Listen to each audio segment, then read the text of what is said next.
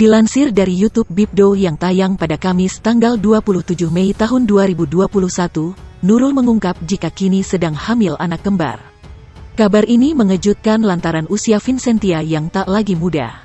Ibunda Celine ini diketahui telah menginjak usia 50 tahun. Namun meski tahu kehamilannya berisiko, Vincentia menyambut bahagia kehadiran janin dalam perutnya.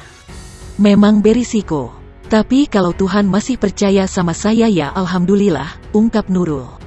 Akan tetapi, kehamilan ini ternyata belum diketahui oleh Celine.